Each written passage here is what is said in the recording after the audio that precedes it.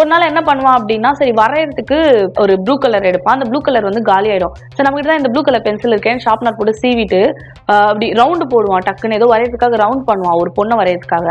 அந்த ரவுண்ட் அப்படியே மாறி கல்லு மாதிரி ஒரு மேக்னெட் மாதிரி வந்து தப்புனு கீழே விழும்.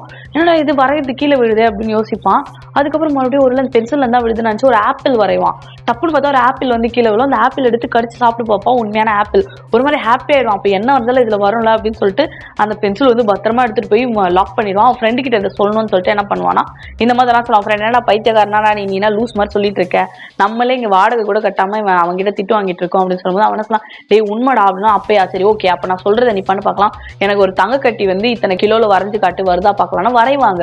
வரைகிறப்ப என்ன ஆகும், அது லேட் ஆகும்ல. இவன் வரைஞ்சிட்டு என்ன பண்ணுவான், பேப்பர் இதை வச்சுக்கிட்டு என்னடா நீ பைத்தியம் பிடிச்சிக்கிச்சுரா, ஏலியன்ன்ற பென்சில்ன்ற மேஜிக் பென்சில்ன்ற அதுன்ற இதுன்ற போடா அப்படின்னு சொல்லிட்டு அந்த பேப்பரை தூக்கி ஜன்னல் வழியா அடிப்பான். அது வந்து ஹவுஸ் ஓனர் மண்டையில விழுந்துடும். ஹவுஸ் ஓனர் அப்பான்னு கத்துவாங்க. இவங்க போய் எட்டி பார்ப்பாங்க, எதுக்குடா மண்டையில கழுத்துக்கு அடிச்சிங்க அப்படின்னு மாதிரி பண்ணா கேட்பாங்க. கழுத்துக்கு அடிச்சு போனாங்க, பேப்பர் தானே போட்டோம் அப்படின்னு.